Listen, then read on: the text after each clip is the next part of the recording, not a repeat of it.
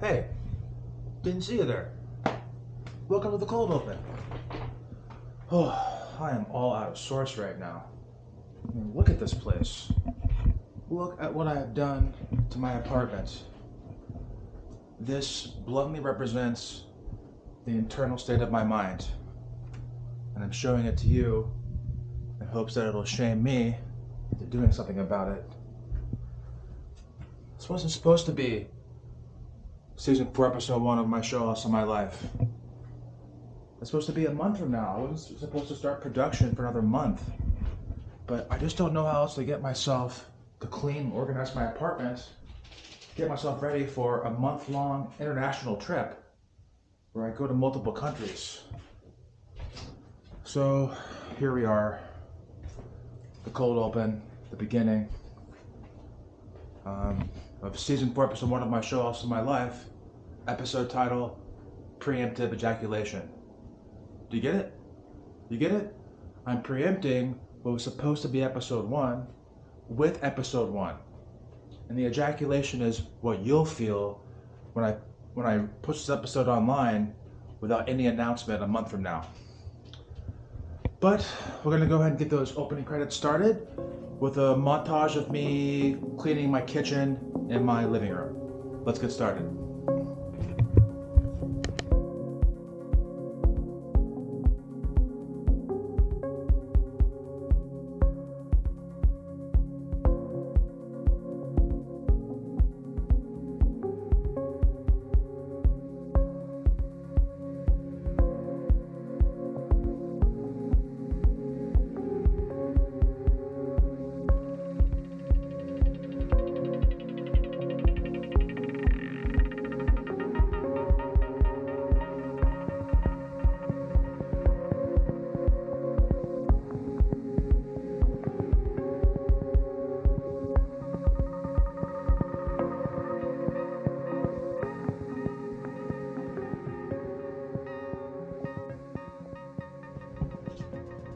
Who's a good boy? Who's a good boy?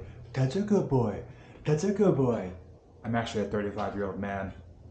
But look, see? All it took was shaming myself in front of you, the audience, to finally clean my living room and kitchen after multiple weeks of discontent. I still have to clean my bathroom, bedroom, and office, but that's okay. Take it day by day. Do it in steps. Anyway, time for the next segment. If you can't save, then you can't get saved. So here we go. I got a car. I got a new friend named Jamar. Might call this ass on tomorrow. Wait. I'm gonna tell you right now. So I got an answer. What happened was I walked in, we were being like, here's what America is black people. I'm gonna come back out here freestyling. Right. So Gonna answer this question. So sorry, kid. no, like my brother, I went like, you hear that? We are the blood of America. I'm like, hell yeah. What's up, y'all? What's up? What? Hit that beat, DJ. Yeah. Wait, what changed? Because you all going with us at this. We brought it out of that. Yeah, we brought it out. That's going to be a great scene in the latest episode of my show, Also My Life. And all of the cuisine is from Walgreens, actually, is the thing. $8 billion in subsidies to bolster the semiconductor industry.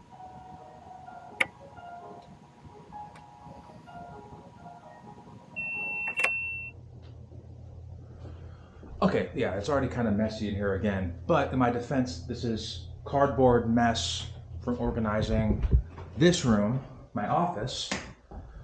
Looking a lot better, not quite there, but I think one more day, it'll be pretty clean.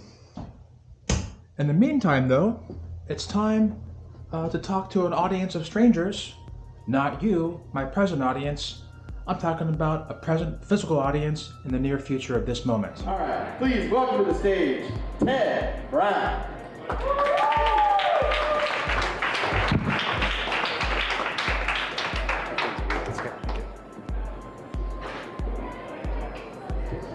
Hey, how's it going? First, this is my 360 camera. It's horrifying. It records everything. It shouldn't exist. Don't worry about it. Season 4, Episode 1 of my show, Also My Life, stand-up comedy show number 1, Action.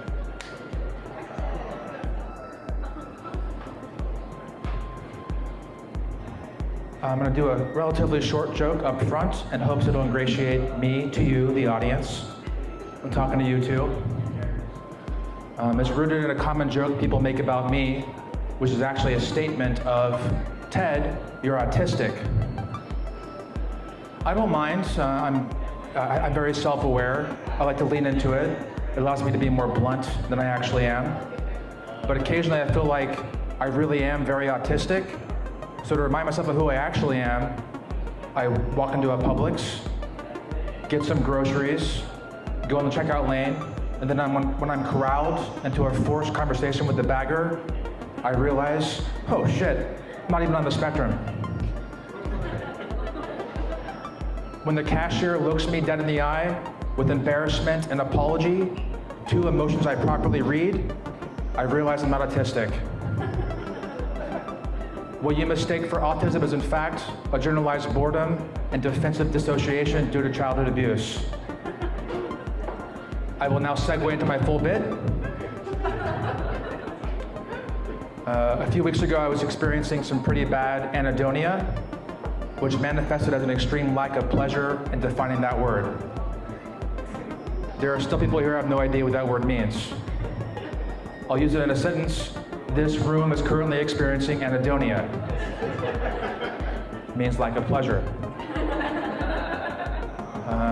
But finally, I was wondering what would pull me out of it, and one morning I woke up and discovered a new YouTube microgenre, Elevator Freaks. Heard of these guys? The channel is not called Elevator Freaks. They are an online community of elevator freaks. Men who are obsessed with elevators. First video I found starred two young, early 20s autistic men. They were standing inside a fully operational hospital, and they were standing in front of an elevator. One of them started talking. I'm standing here in front of this Series 5 Otis accelerator. No mods, these are very rare. And the cackle I started experiencing immediately cured my anhedonia. They walked into the elevator, and one of them started running his finger over the buttons, which he identified as vintage, and then he made a distinct sound of pleasure. Oh. And upon further research, they all made the same exact sound of pleasure. The elevator accelerates. Oh. The elevator chimes on each floor. Oh. Oh. It's the exact sound they would make the first time another human being touched their dick as they immediately ejaculated.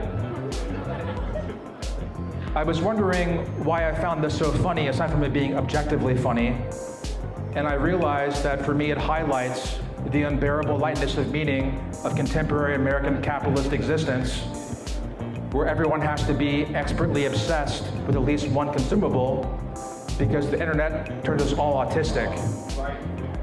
And as climate change accelerates, resources dwindle, and mass migratory movements start, causing the West to go fully fascist.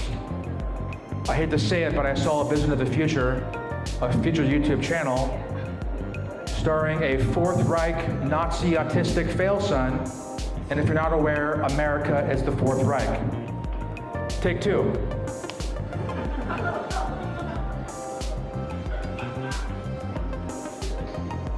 I'm standing here in this former Macy's within Columbus, Ohio, and there it is, the Series 5 Otis Eliminator.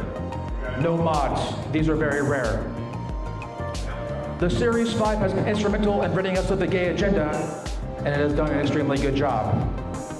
Walking towards the wall, you will see the gas injection holes, and you can tell this Series 5 has been well used due to the blue discoloration. Otherwise, this Series 5 has minimal wear and tear, as it did come pre-installed with anti-scratch polymers. Moving on to the ground, you will see the crease in the floor, which does pneumatically open once the bodies hit the floor, sending them down to the Series 3 Otis incinerator.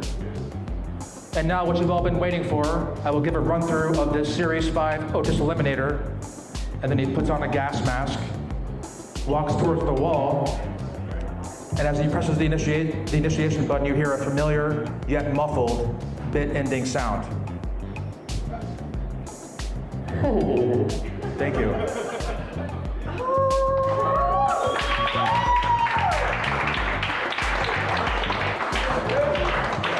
Y'all keep it going for 10 rounds. That was jokes from the future?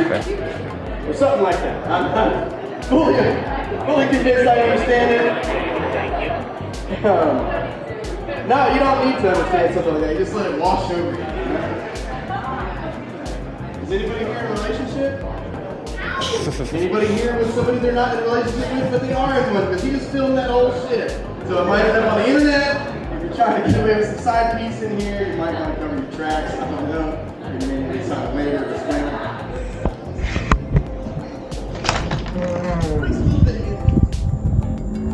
He said he can't understand what I'm saying, but that started was pretty funny. But let's flash back to a previously unaired moment from my show house of my life.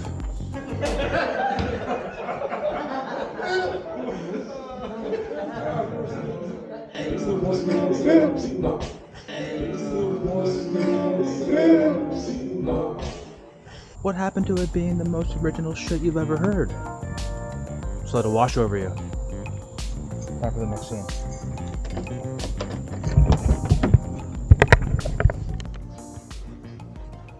I know that when I'm cleaning my bathroom like a functioning adult who can't afford to hire a slave to clean it for them, I choose Kaboom brand shower tub and tile cleaner. Or wait, do I choose Clorox brand bathroom bleach gel? Who cares? The truth is, I buy a different brand each time. When one bottle runs out, I go to the store and pretend like my consumption choice has meaning. Anyway, on to the next scene.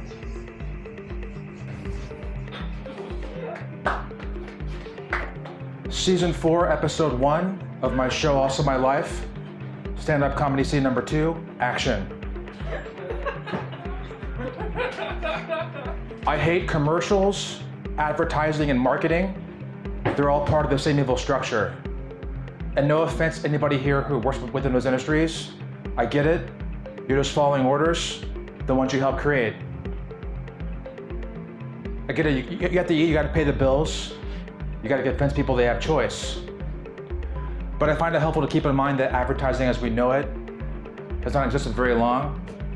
Basically since the Industrial Revolution, once all the poor rural farmers moved into the city so they could start toiling away in death trap factories. Where to keep themselves going, they consumed cure-all elixirs, where the main ingredient was always morphine and/or cocaine. Speedball brand elixir, it won't make your heart explode, says it right here in the bottle. But all it took was a few generations for advertising to be implanted from birth. You don't understand object permanence, but you know which brand of detergent to buy. I couldn't wait to move out at 18 so I could finally choose for myself Tide brand detergent. I was born into a Dawn family. I created a Tide home. Fuck that up. But marketing became worse once radio, movies, and television started, because they started writing jingles. I saw a Stanley steamer truck driving by me recently, and immediately their song started playing in my head. Stanley steamer, tough on dirt, gentle on carpet. Never bought their services, never will, and yet their song is permanently playing in my head. All it takes is a flash of their logo to summon their demon. I could have actually useful jingles playing in my head. We learned the ABC song at a young age, so we can learn the alphabet, and it works. Even if LMNOP becomes a single letter, it still works. Had I learned it in jingle form at age 2, I never would have touched the hot stove because I would have known. Fire owl, don't touch the hot stove, dun dun. Instead, the Huggies Corporation used it to keep selling diapers another 2 years. Buy them now, profits must go up, dun dun. We could teach people early on that voting with your dollar is pointless when your protest is rooted in your consumption choices, There is no protest. We're completely powerless. There's no ethical consumption under capitalism. That's what the Myanmar's cat actually saying in the commercial. We finally figured this out with Google Translate. All cat food brands are owned by the same vertical integrations. We must maintain an illusion of choice. Meow. If jingles weren't used for evil, we wouldn't have to have all these culture war debates about how democracy is under threat unless we vote blue no matter who, even though both political parties are right-wing, because we would know from birth. Give me a break, give me a break. We have never been a democracy. Shh. That incantation can only be used to remind them. They can choose their preferred chocolate. You fucked me up, Phil. The preferred chocolate? Yeah. You want to talk about me? No. That's funny. Hell yeah, Phil. Yeah. I always say it. No, I know. I'm blaming you. We bad. Yes, preferred chocolate bar. It's okay. I'm just gonna move that a little bit. Or here it is. Or which chocolate factory you have to work for. But no.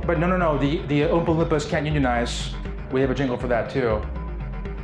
The best part of existence is bootlicking your boss. If we wanted to, we could condense American history down into a single jingle.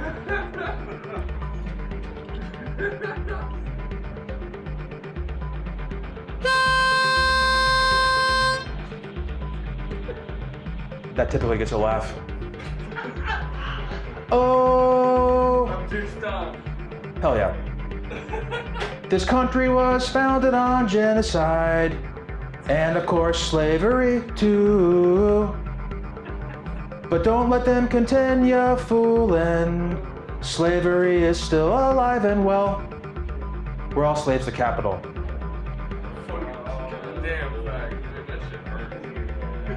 But see, that's an entire banned history book reduced down to one earworm, but instead it's been used for decades to sell pink slime that's been pumped inside an intestinal tube.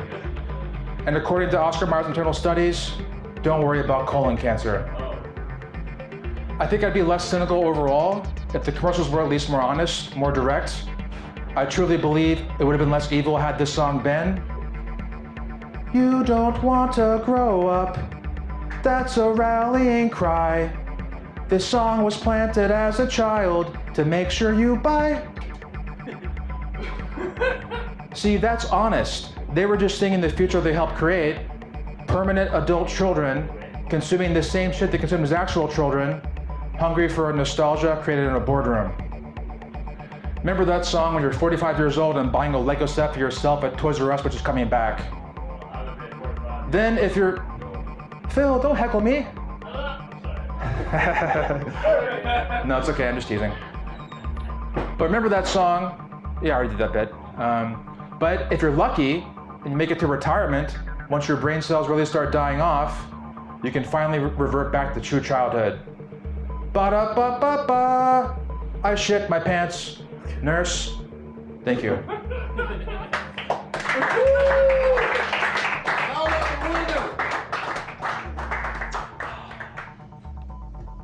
I've been online a long time. I remember the first time I noticed everyone online using the same catchphrase, fast forward.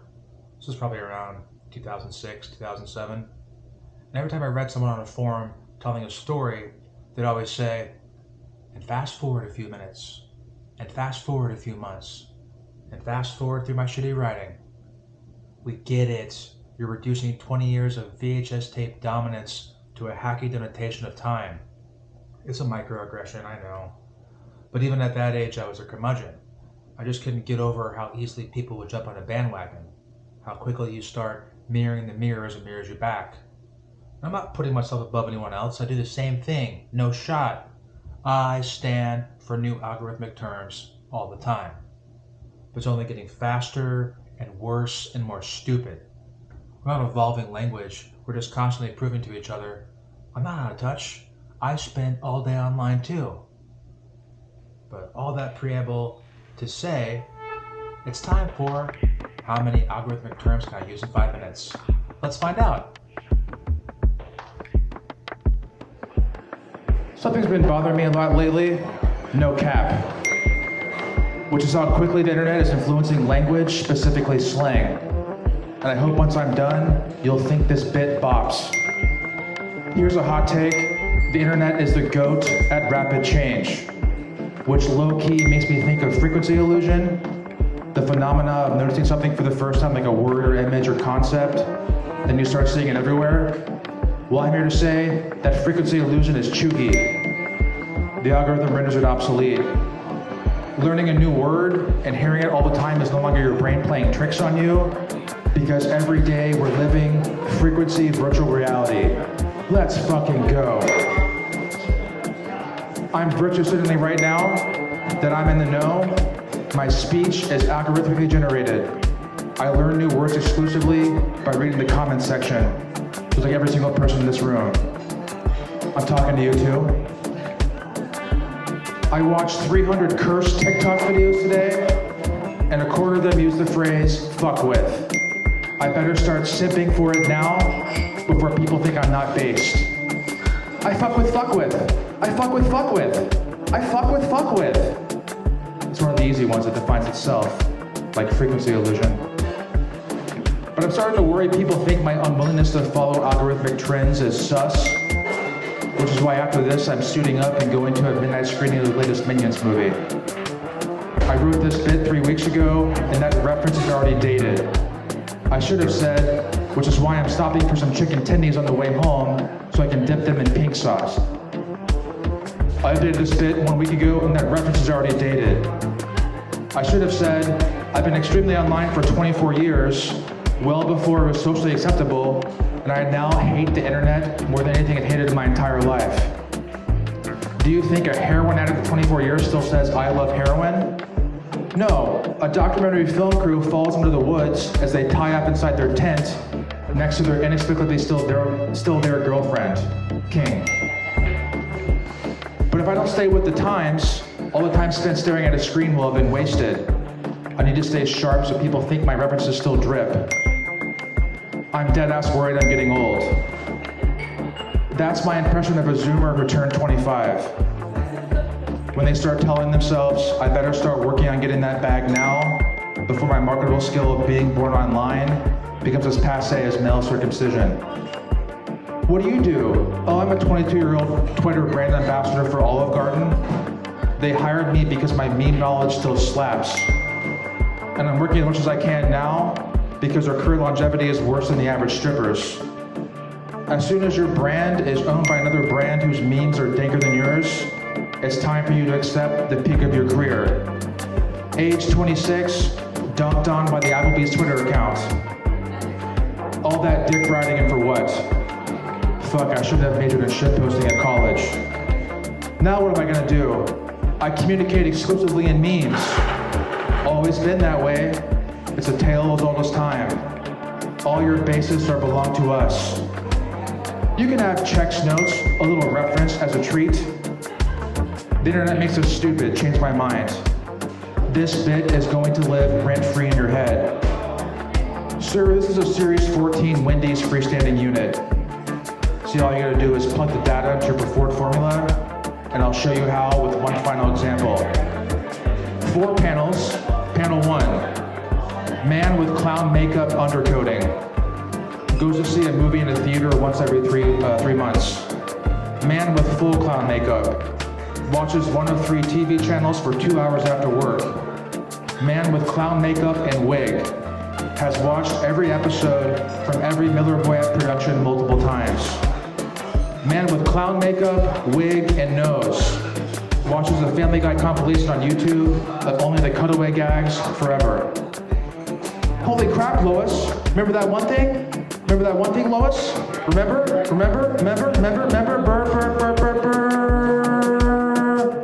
He died doing what he loves best. The Macarena, remember?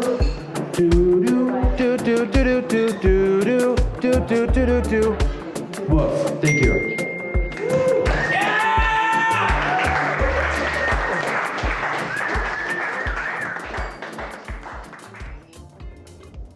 It's time for Assuming the Voice of the Internet. The Internet makes us stupid. Nobody knows anything. They're just reading from Wikipedia in short bursts. I'm an expert. I post TikTok videos where I perform other people's tweets. Who needs to prepare or study when you can edit out the cuff from your ramble? This is less about saying something and more about me saying something. Well, that'll do it for this moment from my show, also my life. Be sure to like, subscribe, and hit that notification bell. This moment from my show, also my life, was brought to you by Taco Bell. Taco Bell, their fresh food place. Taco Bell, what a difference. Taco Bell, it's just made for you. Taco Bell, hello Taco Bell. Taco Bell, make a run for the border. Taco Bell, yo quiero Taco Bell. Taco Bell, think outside the bun. Taco Bell, live más.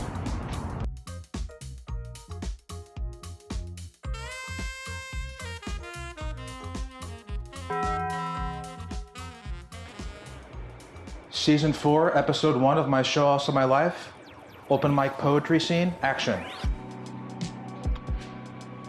I went to a Taco Bell for the first time in years last weekend. Taco Bell location number 3749. Just to do a bit that you'll only understand if you consumed the 4th season premiere of my show, Also My Life, airing now if you're watching this. And there was a sign hammered into the mulch near the drive-thru menu which read, Taco Bell, love is all consuming. And it consumed all the Mexican pizzas. We underestimated your love. Sold out. That is evil in multiple ways. It's evil in the way corporations, not even big ones, all of them, all businesses, use love as a marketing tactic. You know, love, a basic human emotion, the thing that's supposed to connect us all together. Now that corporations are people, they can legally love you. And you have to legally love them back. It's like when a business markets itself as family owned and operated, oh, so poorly run. When I choose Mom and Pop's Pool Supply, I'm glad that it's operated by resentful family members who have failed their way into employment. Thank God for nepotism, otherwise they'd be working at Taco Bell. Love, it's what makes a Subaru a Subaru. Fuck you. There is not 1 ounce of love involved in that process. There's no love in the faux green imagery attached to environmental destruction. I'll buy a Subaru so I can drive it to a once quarterly hike where I take pictures of myself for my online dating profile. Look at me, I'm active within a structure that makes it impossible to be active. Let's fuck. Not to mention the lack of love in the Subaru factory. We destroyed your union decades ago, but this is better than nothing. Would you rather be working at Taco Bell? We love you unless you threaten our bottom line, in which case family is not thicker than blood. But that sign is much more evil, because how is there even a sign? There are 8,000 Taco Bells. There are probably 300 people within Taco Bell corporate working on procuring and shipping their food to individual locations. They knew that shit would sell out, because they made it artificially scarce. A tortilla with pizza ingredients, it's back at Taco Bell for limited time only. They had hundreds of those pallets, they had hundreds of pallets of those signs ready to go. Box 1, Mexican pizza ingredients. Box 2, we underestimated your love signs. Taco Bell loves you. No, not you, our employees, we're still hiring. You'd think a company so engorged with love wouldn't have a now hiring sign in each location's window. Anybody want to work for Taco Bell? Anyone being either a fully grown adult who can't survive on intentionally low wages, or anyone being a teenager, someone who's been online their entire existence, who's watched hundreds of working at Taco Bell POV videos and knows that shit ain't worth it? Or is it anyone, meaning anyone else in the drive-thru, annoyed that fast food is quickly becoming an ironic misnomer? Whoopsie, we killed over 1 million Americans in 2 years because of a virus we're incapable of caring enough about to stop. And yet somehow, shit getting worse is because Taco Bell employees got $2,000 from the government 18 months ago. But don't worry, wages are going up.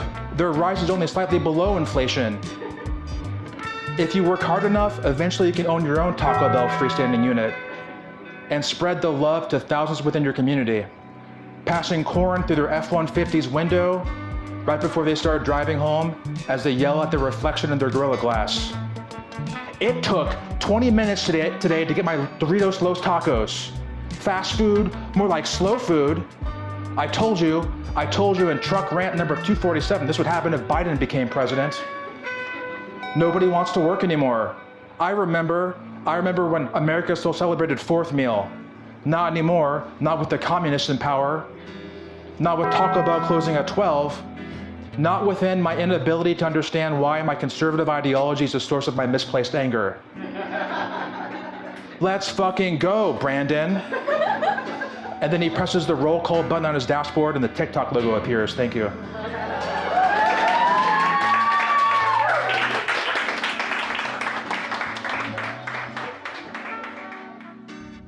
What? You think television show characters don't eat?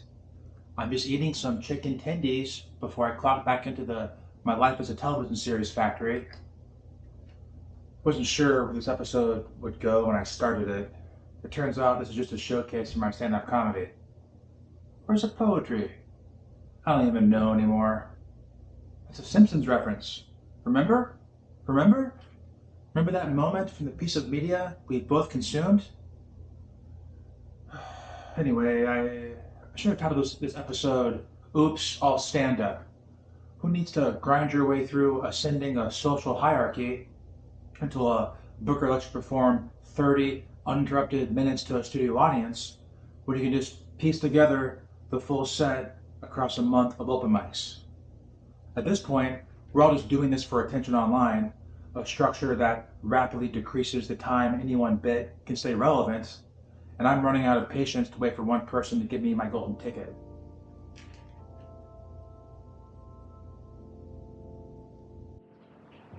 Hey, how's it going?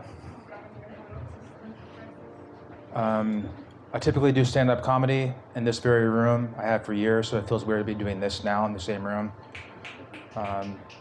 Last week, Michelle gave me a compliment and said that we need more comedy back here because it gets sad, which I found funny because in the comedy scene, I'm considered sad. But just quickly, this is my 360 camera. It records everything. It's horrifying. It shouldn't exist. Don't worry about it. This first one is about the horrors of an increasing segment of the population being born online. I want to travel back in time 30 years just so I can show a random person a video of a mother posing their baby on a milestone blanket and tell them explicitly, this is the future you're helping create. Hopefully I radicalize them enough to fully destroy the internet before it takes off. Because we should have let Y2K happen. That was their second baby milestone. Baby, understand years have more than 2 digits. Take a picture, upload it online, receive your likes, receive your reacts, receive your comments. Milestone achieved, dopamine hit registered, ability to reach similar high reduced. Must grow audience, must insulate itself from crippling loneliness, a byproduct of our cyberpunk dystopia. Must be told 1,000 times per day by complete strangers, we love you. There's nothing you could ever do to change that. Fuck the haters. Oops, I failed to reach my potential as an adult. I'll never have a big enough following online. Time to bring a baby into a rapidly decaying world. Not to give myself real purpose, meaning, or drive, but to hit those baby milestone achievements. They're listed right here on this commodity. Place baby on center square, spin dial to choose onesie. Today I landed on baby got back to the future. Damn, 5,000 likes. I hope they appreciate what I'm doing for them, not living vicariously through their growth and development. No, helping them build their brand and audience early. They'll be thanking me when they're living in a TikTok mansion at age 18, as their peers with less caring parents toil away in obscurity. This is for your own good, I'll tell them daily as I pose them like a marionette. That way they can achieve the 3rd baby milestone, full dissociation from reality. That's the end of that one.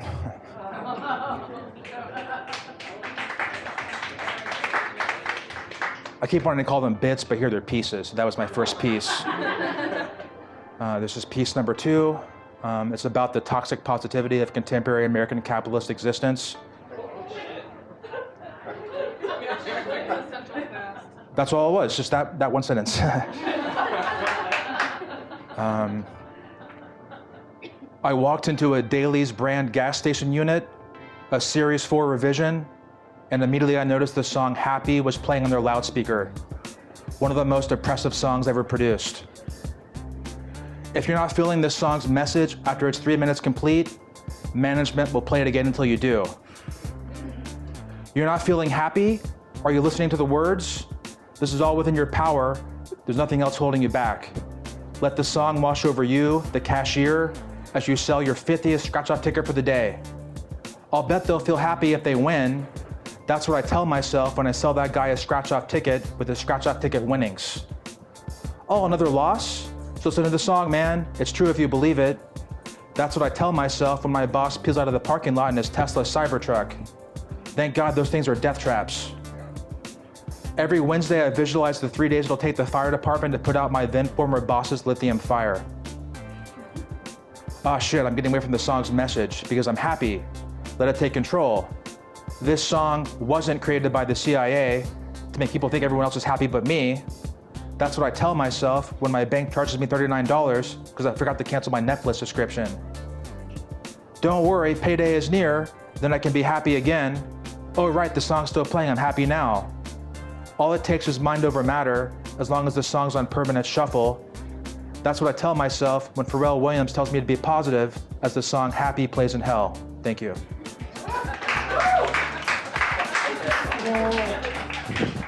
Y'all give it up for Ted again.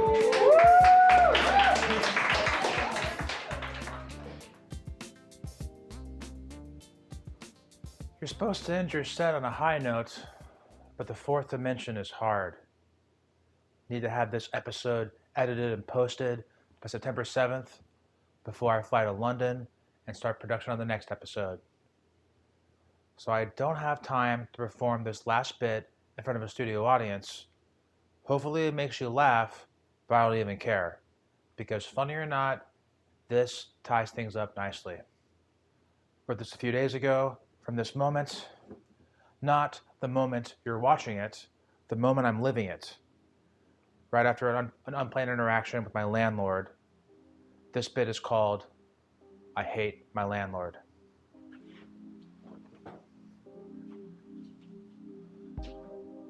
I hate my landlord.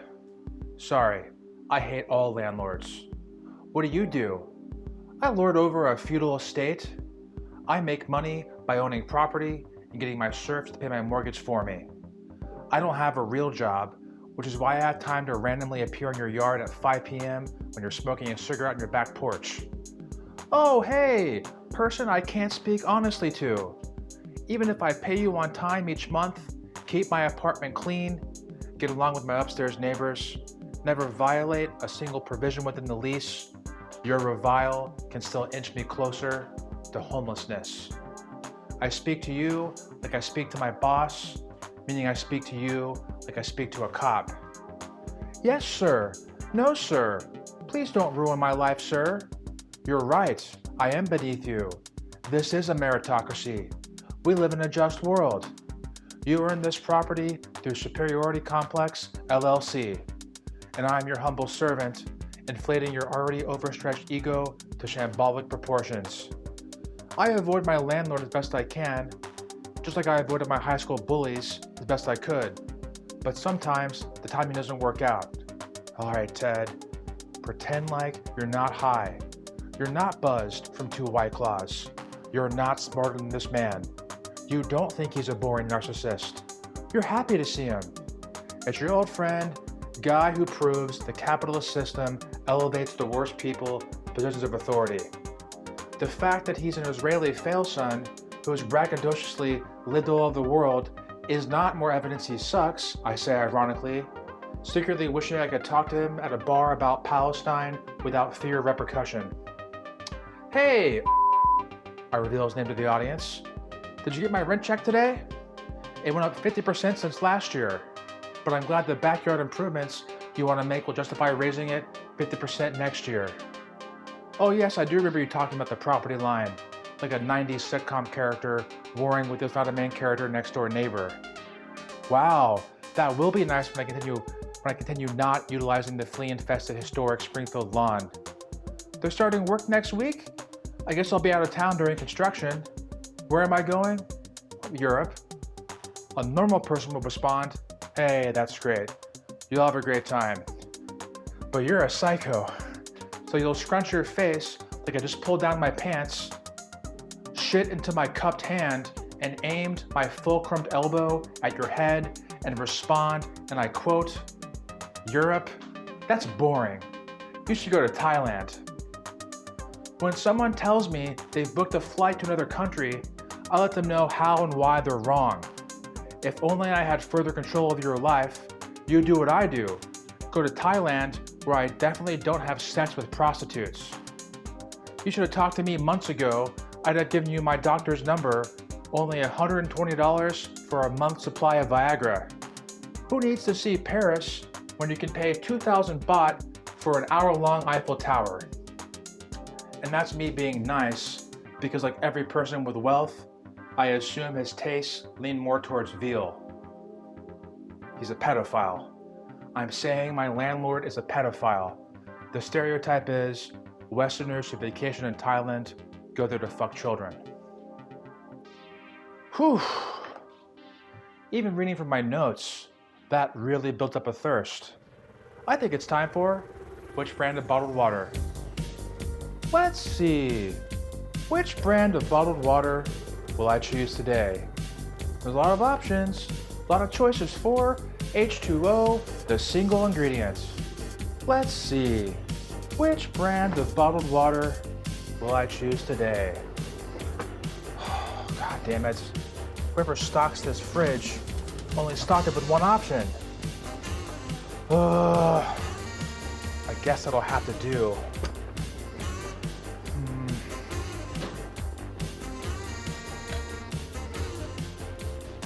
Smart Water brand water.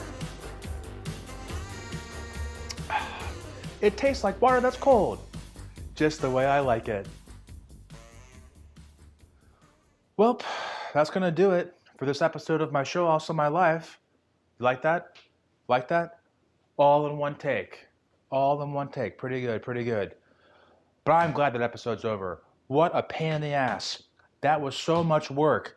I'm so glad I'm going to Europe for a month, finally getting off this sinking ship, at least for a temporary moment. Running